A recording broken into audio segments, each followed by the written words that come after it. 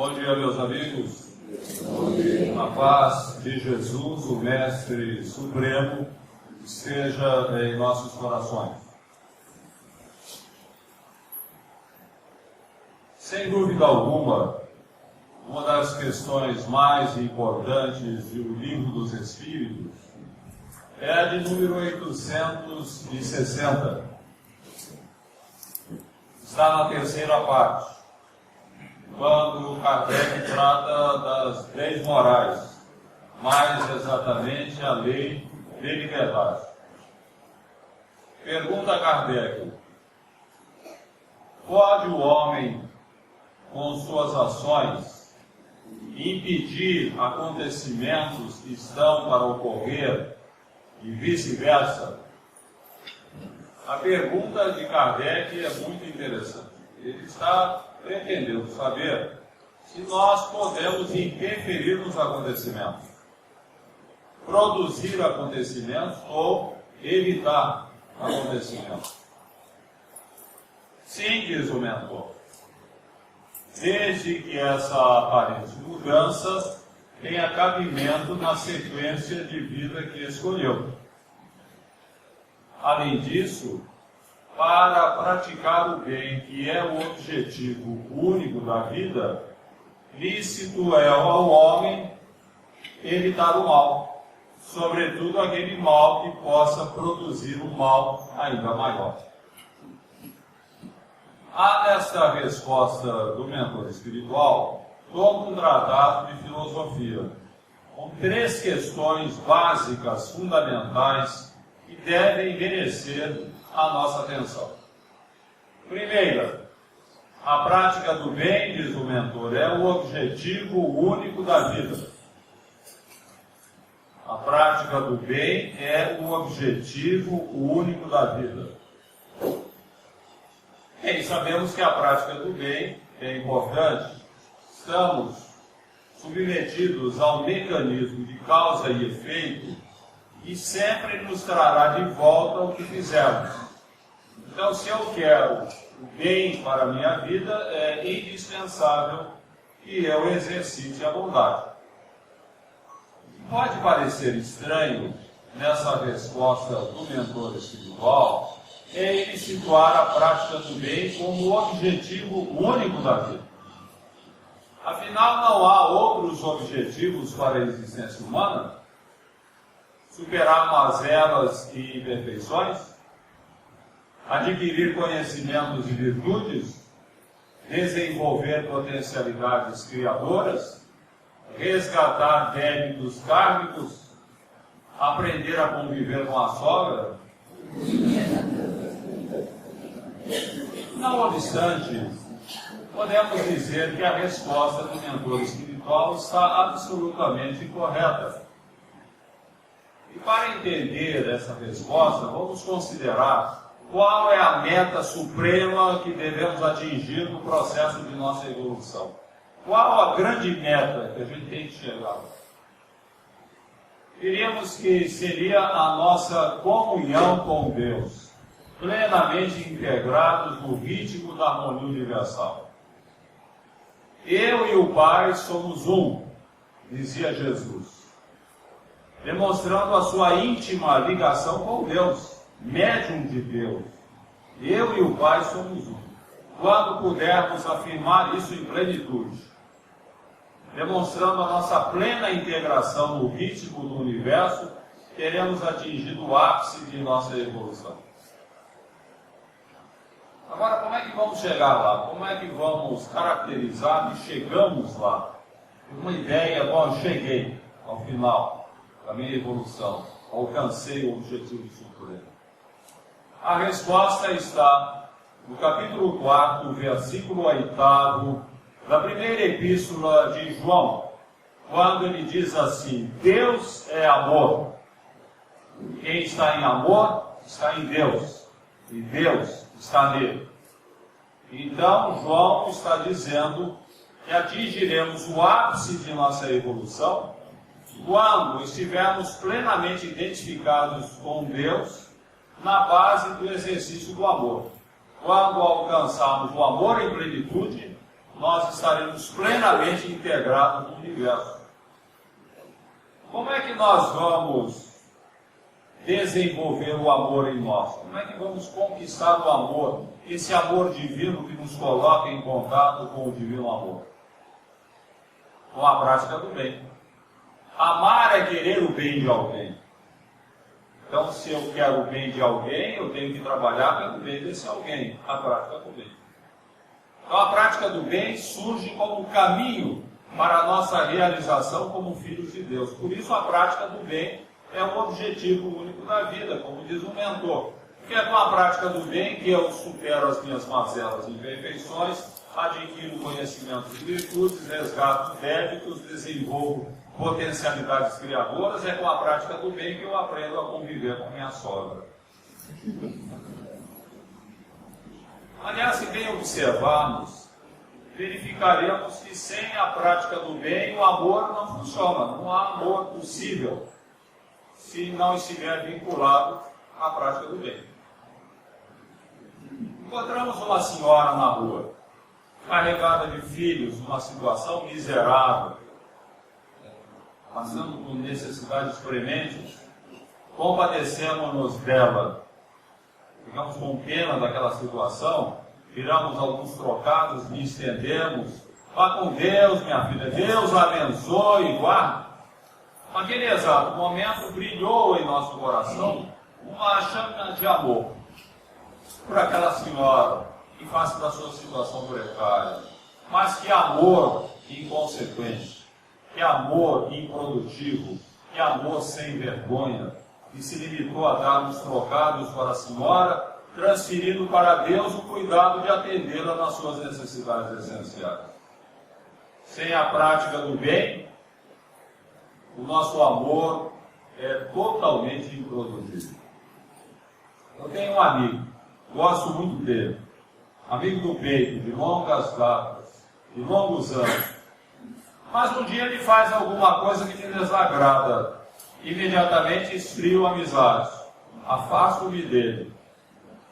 Ele se torna para mim um estranho. Sem a prática do bem, o amigo mais querido pode realmente converter-se no estranho para nós. O casal ama-se profundamente, amor e alma gêmeas, casamento perfeito, 2 filhos, união estável, feliz. Um dia ele comete um deslize, envolve-se com uma jovem de excruciante beleza e acaba cometendo uma infidelidade conjugal. Mas logo se arrepende. Não, a mulher de sua vida é esposa. Jamais poderia ter feito isso com ela. Arrepende-se amargamente e nunca mais fará coisa semelhante. Mas a esposa descobre.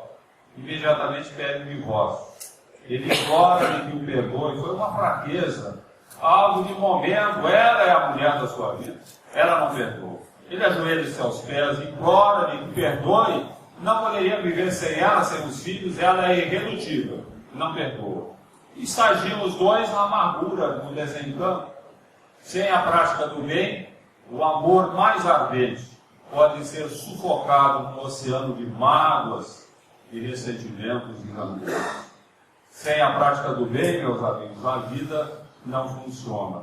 Sem a prática do bem, nada dá certo. A prática do bem tem múltiplas aplicações, inclusive em relação à longevidade. Você quer viver bastante? Pratique o bem o tempo todo. Pratique o bem com todo o coração, com todo o empenho em favor do próximo. Mãos servindo são antenas que estendemos para a sintonia com as fontes da vida e a captação das bênçãos de Deus para vivermos bastante. Hermínio Miranda, grande escritor espírita, ele dizia que há no movimento espírita muitos companheiros fazendo serão. Ele quer dizer companheiros com mais de 80 anos que continuam trabalhando, continuam servindo, continuam atendendo a seara espírita. Porque, como dizia Jesus, a seara é muito grande e os trabalhadores são poucos. São tão poucos aqueles que trabalham, que fazem alguma coisa pelo próximo, que dedicam as suas vidas à prática do bem, é lógico que o mundo espiritual vai se empenhar, os mentores vão se empenhar em dar vitalidade para esse cidadão viver muito, continuar a viver muito. porque são poucos aqueles que se dispõem a praticar o bem o tempo todo.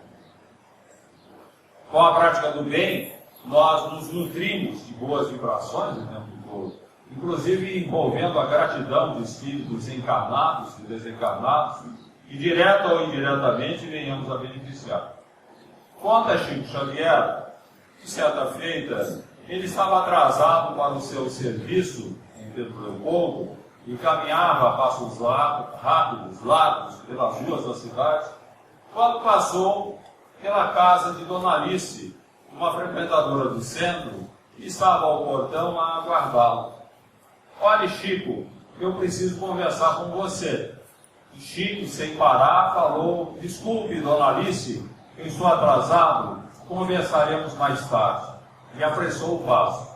Emmanuel apareceu para Chico. Chico, volte, atenda a nossa irmã, serão apenas alguns momentos, não vai ter problema. Chico voltou. Ah, falou Dona Alice feliz, sabia que você voltava, Chico, conheço o seu coração. E pediu-lhe orientação de como fazer uso de um medicamento que fora receitado pelo próprio médium, através do próprio médium, pelo Dr. Bezerra de Menezes. Chico lhe deu as explicações solicitadas e afastou-se, foi embora. E Dona Alice, muito obrigado, Chico, vá com Deus, Deus o abençoe. Chico continuou a caminhar. Emmanuel apareceu de novo. Olhe para trás, Chico.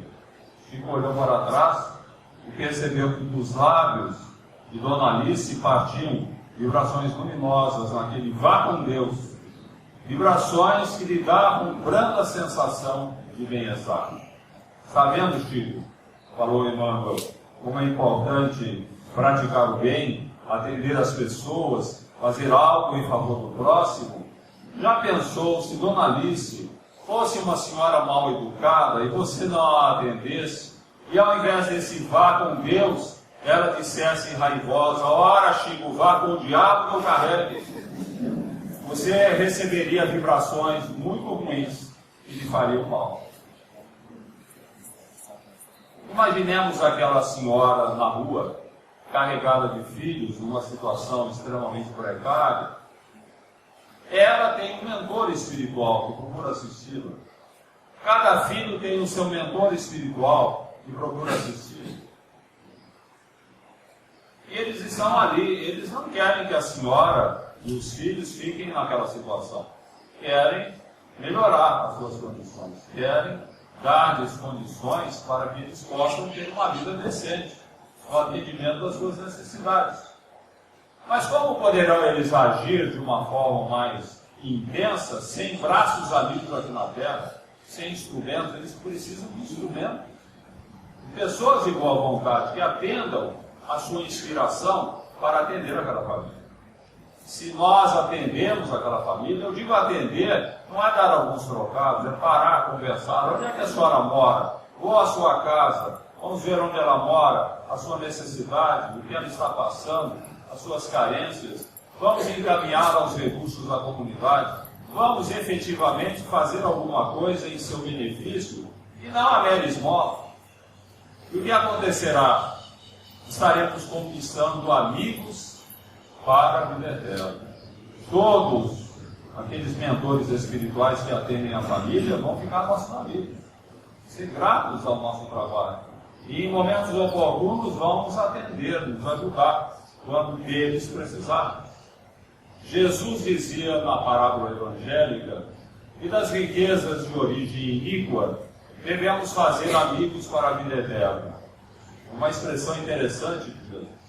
Ele quer dizer o seguinte: todo dinheiro que cresce nas nossas mãos, em detrimento de necessidades alheias, todo cidadão avarento que só pensa em ganhar dinheiro, acumular fortuna, não se preocupa com o próximo, é uma riqueza iníqua, porque essa riqueza não lhe pertence. Tudo pertence a Deus. Todos os bens materiais que porventura estejam em nossas mãos, em última instância, é tudo propriedade de Deus. E se eu detenho esses bens apenas para meu bem-estar, sem pensar no próximo, esse bem é uma riqueza iníqua. O mesmo acontece com relação ao tempo. O tempo é um tesouro imenso que Deus nos concede para as experiências evolutivas. O tempo é uma maravilha. Nós temos moedas do tempo, que é o século, o ano, o dia, o mês, a hora.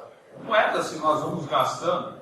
Mas esse tempo será sempre uma riqueza iníqua em nossas mãos, quando nós o utilizarmos apenas em favor de nosso bem-estar, de nosso proveito pessoal, sem nos preocuparmos com o próximo. Então, toda vez em que estivermos usando o nosso tempo para ajudar os semelhantes na prática do bem, fazendo alguma coisa na nossa casa, no local de trabalho, na vida comunitária, na instituição que frequentamos, onde quer que estejamos com a prática do bem, nós estaremos valorizando a riqueza do tempo, que deixará de ser iníquo nas nossas mãos, porque nós o estamos usando bem. No livro Eu Sou Malala, temos a experiência de uma jovem paquistanesa que sofreu um atentado terrorista dos talibãs, essa seita de fanáticos muçulmanos que encasquetaram a ideia de que a mulher deve ser serva do homem. Ela não tem o direito de estudar, não tem o direito de votar, não tem o direito de gerir negócios, não tem o direito de ser ela mesma, não tem o direito de apresentar o seu rosto em praça, na via pública, não tem o direito de sair sozinha, enfim, ela não tem direito nenhum, ela só tem deveres para o talibã. Alguma coisa de realmente lamentável observar o comportamento desses muçulmanos que, segundo os princípios de causa e efeito que nos regem, eles vão aprender a sua lição e quando reencarnarem, certamente acabarão reencarnando como mulher. Como mulher, eles vão sentir na própria pele o que é essa discriminação odiosa, o que é essa discriminação que não tem razão de ser, já que somos todos iguais perante Deus. Não dá para dizer que o homem é melhor que a mulher ou vice-versa. Pois bem, Malala sofreu a agressão, ela deram um tiro, ela quase morreu. Foi socorrida, hoje mora na Inglaterra. O atentado contra ela aos 14 anos, ela tinha 14 anos, aconteceu porque ela insistia em ir para a escola. E o Talibã achava que ela não devia frequentar a escola. Então, onde o Talibã domina, em regiões do Oriente, mulheres não têm escola. Crianças, só meninos vão para a escola, as meninas não. E Malala insistiu no que ela queria ir para a escola, e ela continuou indo. E por isso sofreu o atentado. Malala ganhou o Prêmio Nobel da Paz no ano passado, 2014. Ela e um trabalhador indiano, o Satyarthi, Kairala Satyarthi, e juntamente com ela trabalham por dar independência às mulheres e dar às crianças o direito supremo de frequentar a escola, seja um menino ou seja uma menina. Mas o que chamou a nossa atenção no livro Eu Sou Malala foi um ditado paquistanês que ela cita, que eu acho muito ilustrativo daquilo que estamos falando. O ditado diz assim: quando damos arroz aos pobres, até os passarinhos e as formiguinhas que comem os grãos que caíram no solo oram por nós, oram em nosso benefício. Toda a natureza ora por nós quando praticamos o bem. Lembrando uma expressão atual, o universo conspira em nosso benefício quando praticamos o bem. A prática do bem, o objetivo único da vida, diz o mentor. É uma coisa que nós devemos assimilar para sempre. Praticar o bem o tempo todo. É com a prática do bem que nós nos realizamos como filhos de Deus. A prática do bem tem utilidades realmente incríveis. Você quer vencer um vício? Pratique o bem. É com a prática do bem que nós vencemos o vício. Quem descobriu isso foram os fundadores do AA, Alcoólicos Anônimos, essa nobre entidade que tem auxiliado viciados do álcool do mundo todo. O AA hoje está espalhado no mundo. Um trabalho maravilhoso. Os fundadores do AA fizeram uma descoberta interessante. Eles descobriram que sempre que se preocupavam em socorrer irmãos viciados em infortúnio, eles não sentiam a compulsão do vício. Então eles perceberam, toda vez que eles estavam trabalhando por irmãos alcoólatras, eles não sentiam a compulsão de beber. E foi por aí que eles andaram, usaram a AA. E hoje os participantes do AA aprendem que na medida em que sejam dispostos a ajudar seus irmãos, eles vencerão a compulsão do vício. Qualquer vício pode ser vencido assim. É interessante que alguns pesquisadores fizeram uma descoberta muito importante. Descobriram que a prática do bem, ela estimula os mesmos centros cerebrais que são estimulados pelo vício, sem efeitos colaterais. O álcool nos dá alguma euforia, o fumo tranquiliza. As drogas fazem o céu artificial, mas nós sabemos que o preço que se paga é muito alto. Os efeitos colaterais a longo prazo são terríveis. Eu conversei certa feita com um paciente terminal. Ele estava com um grave problema nos pulmões. Os pulmões estavam parando de funcionar, fruto do cigarro. E ele me confessou que tinha um grande arrependimento na sua vida. Não ter parado de fumar há 30 anos. Ele falou para mim, eu me arrependo de não ter parado de fumar há 30 anos, porque eu estou pagando um preço muito alto pelo prazer que o cigarro me dava naquela época. E outro detalhe interessante, pesquisadores também descobriram que uma boa ação, quando realmente nós nos empenhamos em ajudar alguém, nos proporciona bem-estar por 4 horas. Interessante, é uma coisa que nós podemos tentar pôr em prática, experimentar. Uma boa ação nos dá um bem-estar de 4 horas. Aquela senhora na rua, por exemplo, praticar a boa ação, seria ir à casa dela, ver o que ela está enfrentando, as suas dificuldades. Dar uma ajuda efetiva para aquela senhora, isso vai nos garantir 4 horas de bem-estar. Então, se a prática do bem nos dá 4 horas de bem-estar, vamos ser viciados na prática do bem. Vou praticar o bem o tempo todo, onde eu estiver, sempre empenhado em ajudar as pessoas. Assim, eu estarei bem também o tempo todo. Podemos até, com base nesse princípio, fazer uma avaliação do nosso grau de envolvimento com a prática do bem. Por exemplo, o indivíduo está sempre mal, nunca está bem, ele é indiferente à prática do bem. Aquele que tem altos e baixos, ele pratica o bem eventualmente. Aquele que tem mais altos que baixos, ele pratica o bem frequentemente. Aquele que está sempre bem, este é um atleta do bem, pratica o bem o tempo todo. A segunda proposta do mentor espiritual na questão 860 também é de uma importância fundamental. Ele diz que com a prática do bem, nós podemos evitar o mal, sobretudo aquele mal que possa produzir um mal ainda maior. Com a prática do bem, podemos evitar o mal, sobretudo aquele mal que possa produzir um mal maior. Por exemplo, alguém homenageia a senhora minha mãe, atribuindo-lhe aquela profissão pouco recomendável. Ele xingou a minha mãe. Isso é mal. Ofendeu, praticou mal. O que eu posso fazer? Eu posso reagir e brigar com ele, discutirmos, eu xingo também, nos atracamos e podemos até nos matar. Isso acontece muito em trânsito. Quando as pessoas, por uma bobagem de trânsito, a gente vê se atracam e até se matam. A morte é isso que acontece. O mal menor, que foi um xingamento ou foi um acidente de jeito de trânsito, acabou se convertendo no mal maior pela reação da pessoa. Isso que o mentor quer dizer. Eu posso neutralizar o mal que me fazem reagindo bem. Daí eu evito o mal futuro ou o mal maior. O cidadão xingou a minha mãe, tudo bem. Ele deve estar perturbado, ele deve ser assim mesmo, o problema dele. Deus o abençoe, vá com Deus. Neutralizei no momento, naquele instante, o mal que a pessoa me fez xingando.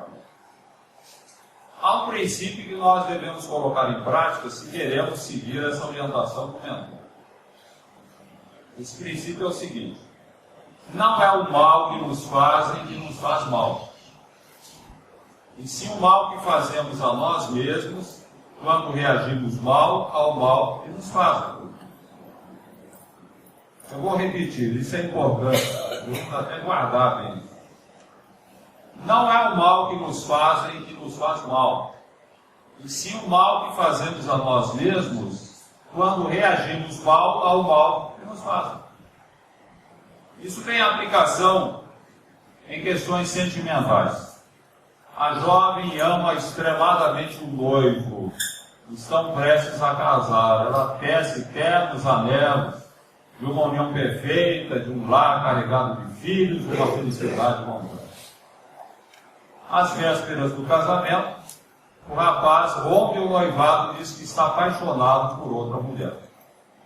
A jovem tem um choque violento, cai em depressão, fica dominada pela angústia, perde a vontade de comer, a vontade de viver, definha e morre. Diz o poeta, morreu de amor. O rapaz ama profundamente a jovem noiva, estão prestes a casar. Ele sonha com o casamento. Mas nas vésperas do casamento, a jovem rompe a relação, diz que está apaixonada por outro homem. Ele fica furioso, toma de um revólver e fuzila a noiva. Diz o poeta, matou por amor.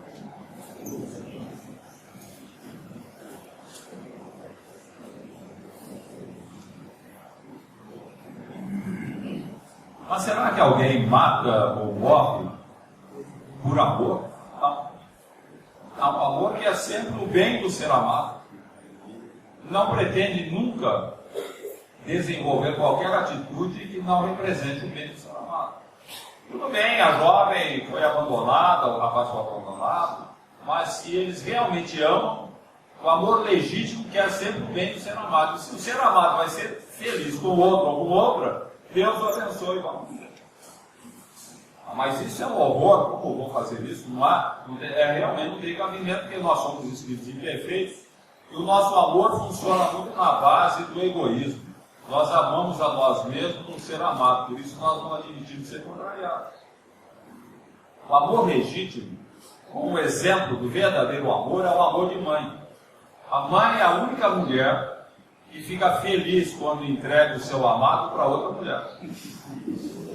Quando o filho se casa, a mãe não vai sofrer, o filho vai deixar do lado. Poxa, está tão acostumado. Tem a síndrome do ninho vazio, né? Quando os filhos se casam, ela vai ficar, mas ela, ao meu Deus, vai ficar feliz.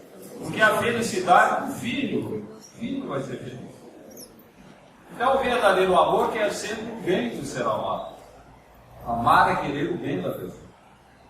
Então, se você não está pensando nisso, se o amor é possessivo, se você exige reciprocidade e exige que todos os seus desejos sejam satisfeitos, você não está amando.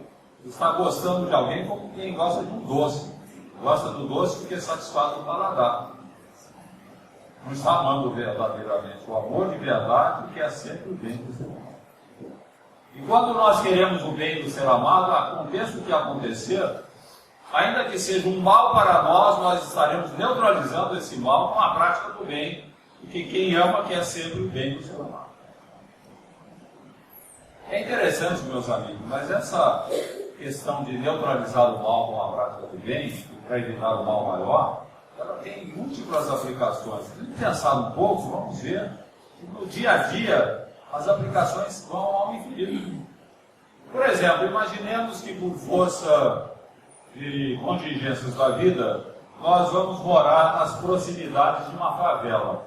Essa favela é dominada por marginais, traficantes, bandidos, assassinos, solda pesada.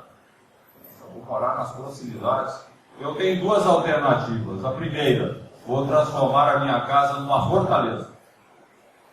Com cerca elétrica, alarme, cães bravios, vigia noturno, vou conseguir aí uma licença para o porte de armas, vou ter uma fortaleza. Nós sabemos que isso não funciona. quando um ladrão quer entrar na nossa casa, ele sempre dá um jeito de entrar. E resistir ao ladrão é muito perigoso. Estaremos colocando em risco a nossa vida, a vida de um familiar. Há uma alternativa melhor, a segunda opção. Combino com moradores, outros moradores igualmente ameaçados.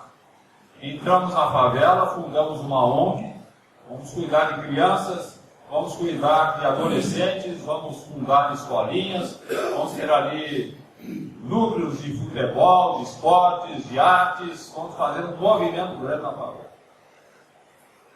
Daí eu estarei melhor protegido, porque eu serei amigo dos favelados, e ninguém assalta um amigo. E, em segundo lugar, porque eu estarei dando aos favelados uma outra perspectiva de vida, a possibilidade de progredir, de desenvolver as suas potencialidades. Qualquer estudioso sabe que uma das causas da delinquência, do crime, é justamente a falta de perspectiva. O cidadão parte para o crime, muitas vezes como opção de sobrevivência, porque não tem outras perspectivas. Se eu lhe der essas perspectivas, ele seguirá um outro caminho. Então, sempre a prática do bem desenvolvendo-se, criando condições para que as pessoas superem as suas próprias limitações e vivam felizes. A prática do bem, objetivo único da vida. O livro Gênesis, capítulo 1, tem aquela observação envolvendo Caim, que matou Abel, né? Como nós sabemos da história, é conhecida, matou Abel por inveja, e em determinado momento, Jeová aproxima-se de Caim e lhe pergunta o que era feito de seu irmão. E Caim, de uma forma petulante, responde: acaso sou responsável por meu irmão? A resposta de Caim indicava que ele estava tentando, pura e simplesmente, esconder o seu crime. Ele tinha matado o irmão. Mas essa resposta de Caim ela é muito simbólica, muito interessante. Eu fico imaginando sempre que, diariamente, Deus, o Pai de infinito amor e misericórdia revelado por Jesus, nos faz essa mesma pergunta: o que é que nós estamos fazendo de nossos irmãos? Evidentemente, ninguém está aqui em curso em fratricídio, ninguém matou o irmão, mas eu garanto que raros aqui escaparão estar em curso do fraternicídio, que é o assassinato da fraternidade, quando deixamos de cumprir a lei de solidariedade que rege o universo, muito bem enunciada por Jesus, quando proclamou que cumprir a lei de solidariedade é fazer ao semelhante todo o bem que gostaríamos que nos fosse feito. E é muito importante, minha gente, que estejamos empenhados em cumprir a lei de solidariedade, enquanto estamos submetidos todos ao efeito borboleta. O efeito borboleta é uma expressão interessante de um pesquisador americano, Edward Norton Loring.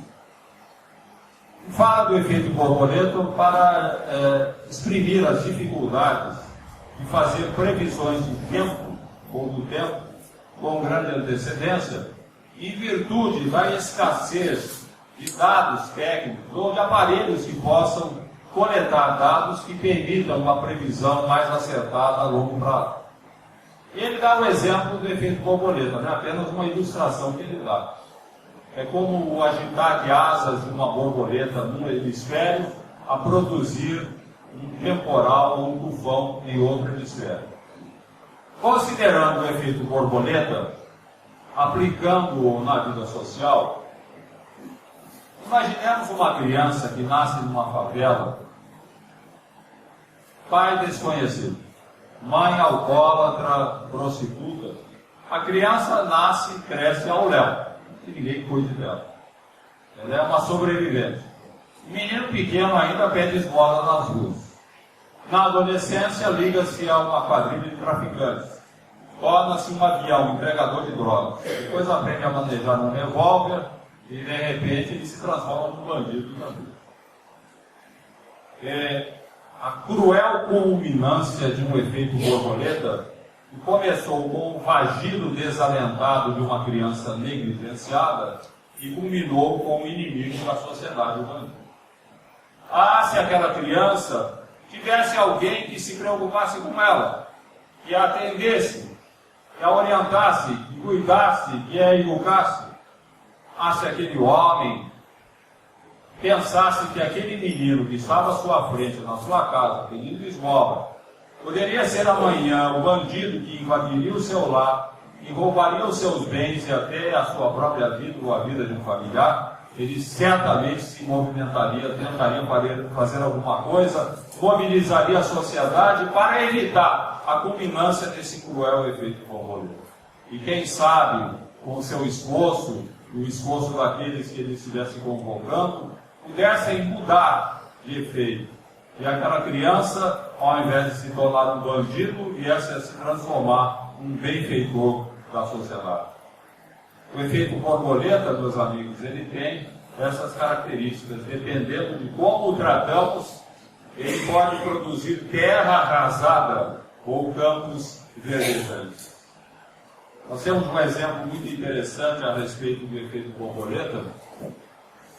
Na vida de Winston Churchill, grande estadista americano, uma das figuras mais importantes da Segunda Guerra Mundial, na resistência ao nazismo. Churchill, quando menino, quase morreu afogado na piscina de sua casa. Foi salvo pelo filho do jardineiro, que mergulhou nas águas da piscina e o retirou da água. O pai de Churchill, como era de se esperar, ficou extremamente sensibilizado, emocionado com aquele ato heróico do rapaz e pretendeu dar uma grande recompensa. Mas o pai do menino falou que não, o jardineiro falou que não, meu filho apenas cumpriu com o seu dever, o senhor não precisa fazer nada com ele não. Mas eu quero fazer alguma coisa, por favor, isso é importante para mim, eu quero ajudá-lo naquilo que ele queira fazer na vida. Bem, falou o jardineiro, meu filho sempre quis estudar medicina, mas eu não tenho dinheiro para isso. Imediatamente foi providenciado para que o rapaz fosse estudar medicina. Estudou, dedicou-se, formou-se. Seu nome, Alexandre Fleming, o descobridor da penicilina. Temos aí a culminância de um maravilhoso efeito borboleta que começou com um menino que foi salvo do afogamento e terminou com milhões e milhões de pessoas salvas hoje pela penicilina. Maravilhoso efeito borboleta. E tem, como dissemos, múltiplas aplicações, o desdobramento das nossas atividades. E esse efeito borboleta que envolveu Churchill teve um desdobramento interessante. Churchill, na idade já avançada, foi acometido de penicilina, um mal grave para idoso. Foi salvo por seu médico particular, Alexandre Fleming. Ele aplicou penicilina. E Churchill dizia bem-humorado ser talvez das poucas pessoas na Terra que teriam a oportunidade de agradecer 2 vezes alguém por lhe haver salvo a vida 2 vezes. O efeito borboleta é assim, ele vai se expandir. Lembra a expressão de Jesus. O reino de Deus é semelhante a um grão de mostarda, que é a menor de todas as sementes, mas quando plantada, produz árvores enormes, onde as aves vêm fazendo seus ninhos, multiplicando sementes ao infinito. Assim é o efeito borboleta. Ele vai se multiplicando e multiplicando sempre. Boas ações sempre terão como decorrência uma multiplicação de boas ações. É o efeito borboleta que vai se expandindo. E nós temos que lembrar sempre que, de acordo com o efeito borboleta, dependendo de como o tratamos, ele pode produzir terra arrasada com campos verdejantes. É cuidar bem dele, o efeito borboleta, cuidar bem dele sempre com a prática do bem. Mas há também um aspecto curioso dessa questão. Um jovem, conversando comigo, perguntou: pode o efeito borboleta começar bem e terminar mal? Não, se ele começa bem, ele tem que terminar bem. Não é que eu beijei uma garota, apaixonei-me por ela, começamos a namorar, noivamos, casamos, e a sua mãe veio morar conosco. Começou com um beijo e terminou com uma sogra. Eu falei, não, mas é um bom efeito do borboleta. A sogra é a sua oportunidade de exercitar a compreensão, o respeito, a tolerância. E olha, trate a sua sogra como se fosse sua mãe. E ela certamente o tratará como se você fosse seu filho. Na terceira parte da questão 860, o mentor espiritual nos fala que com a prática do bem, nós podemos eliminar o mal, desde que isso faça parte do quadro de vida que nós escolhemos. Importante essa ressalva do mentor. Eu posso mudar os acontecimentos, desde que essa mudança de vida faça parte do quadro de experiências que eu escolhi para a Terra. A prática do bem é importante, finalidade única da vida, mas nós temos que lembrar que muitas vezes nós enfrentamos situações na Terra e nós mesmos pedimos alguém encarnar. O quadro da nossa vida. Você planejou a vida para passar por aquilo. Então, de repente, você pode passar a vida toda praticando bem, você poderá minorar a situação que você mesmo escolheu, mas é a situação que você escolheu. Por exemplo, o cidadão que tem tendência à violência, ele pede para nascer com os braços atrofiados, ou até sem braços. Ele poderá passar a vida toda praticando o bem, ele vai ter o conforto de quem pratica o bem, mas ele não vai ter braços novos. Não vão nascer braços, ou os braços atrofiados não vão voltar à vida. Porque é o seu karma, é o que ele escolheu para o resgate de seus débitos. Muita gente procura o Espiritismo e se entusiasma com essa ideia de que com a prática do bem nós queimamos o karma. Mas é verdade. Muita coisa do karma você pode queimar com a prática do bem.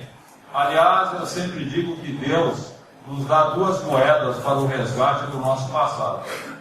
Ele nos dá a moeda do amor e a moeda da dor. Quanto mais amor que se exprime na prática do bem, menos dor.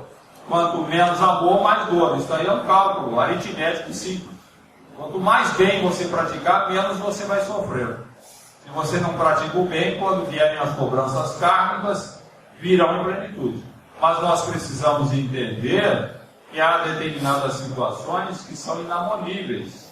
Nós mesmos as pedimos como possibilidade do resgate de nossas dívidas.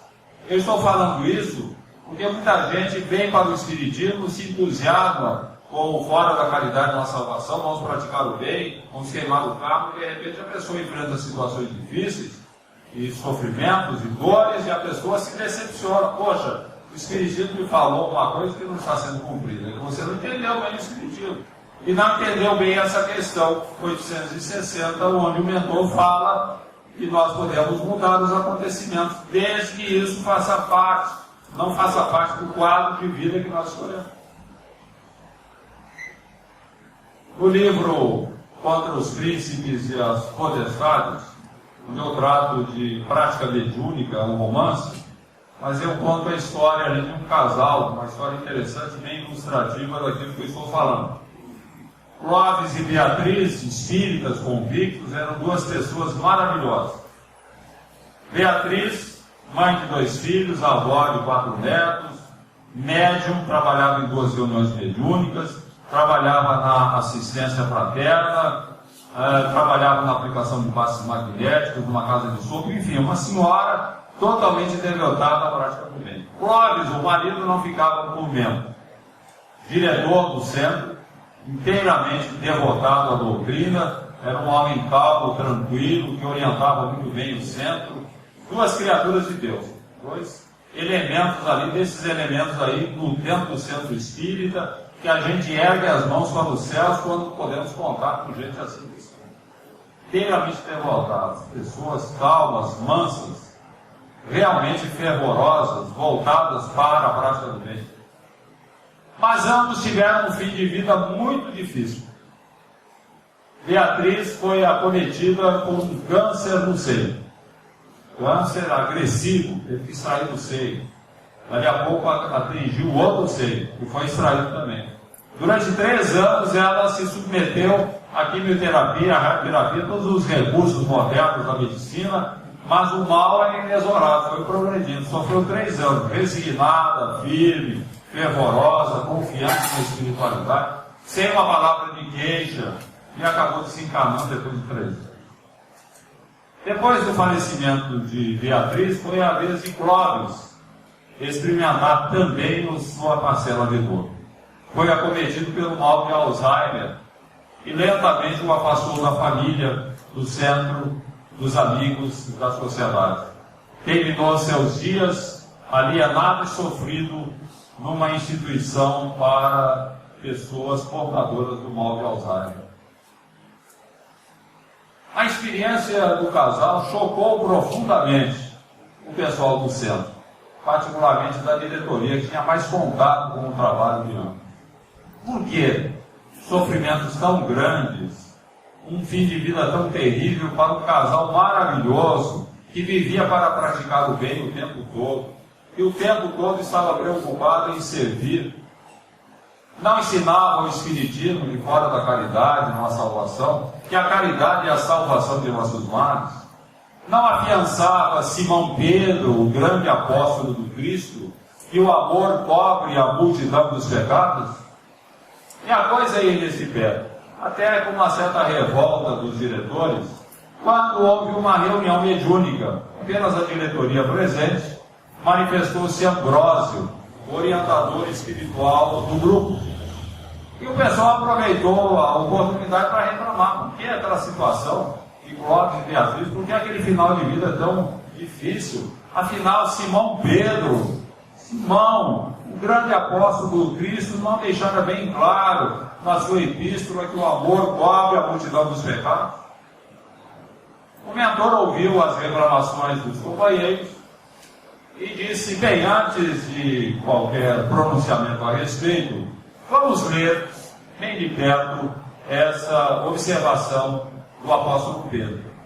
Providenciaram um exemplar de um Novo Testamento, e lá no capítulo, na primeira epístola de Pedro, capítulo 4, versículo 6, leram: quanto ao mais, irmãos, tendes ardente amor uns para com os outros, porquanto o amor cobre uma multidão de pecados. Perceberam? Fala o Ambrósio. Perceberam?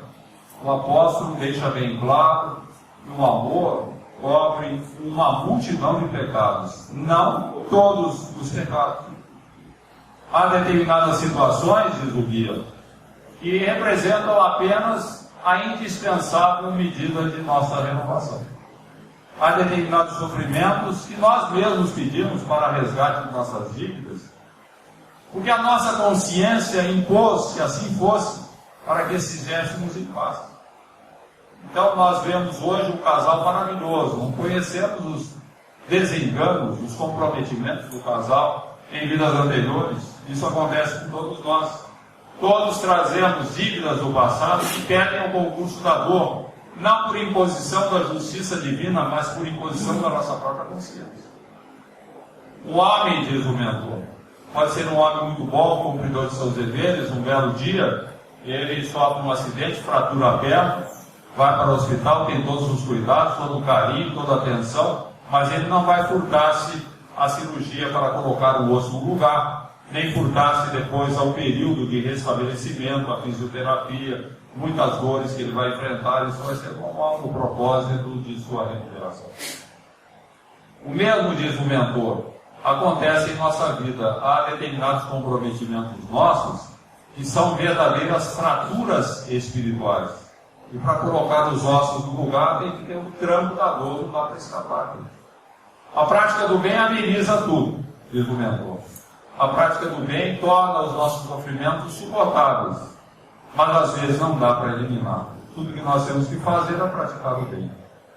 E essa história de Clóvis e Abigail e Beatriz, ela é realmente bastante ilustrativa, meus irmãos, demonstrando que, em benefício de nossa paz, nós temos que praticar o bem o tempo todo. mas considerando que nem sempre a prática do bem vai nos eximir de determinados karmas que devem ser cumpridos na Terra. Eles serão amenizados, mas não eliminados simplesmente com a prática do bem.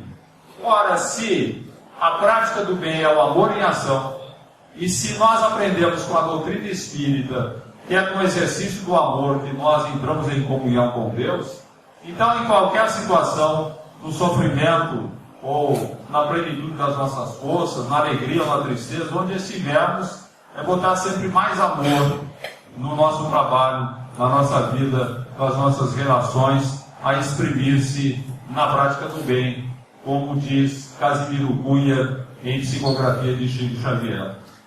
Rogas a vida, o roteiro da esfera superior, e a vida responde sempre: ajuda com mais amor. Buscando desse modo o caminho renovador, em toda dificuldade, ajuda com mais amor. Se esperas pelo futuro, como ninho aberto em flor, arando a terra do sonho, ajuda com mais amor. Recebe, pois, o infortúnio com desassombro e valor. Se a provação recrudesce, ajuda com mais amor. Suporta com paciência a nuvem do dissabor.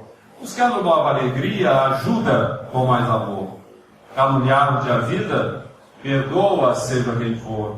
Quem vive para a verdade, ajuda com mais amor. Amigos desavisados trouxeram-te sombra e dor, diante de todos eles, ajuda com mais amor. Feriram-te as esperanças, brandindo o verbo agressor, não critiques, nem te queixes, ajuda com mais amor. Ante o jogo das ilusões, que o mal te vem a propor, no cultivo da humildade, ajuda com mais amor. Se esperas alcançar a comunhão do Senhor, arrima-te à caridade, ajuda com mais amor. Jesus nos abençoe.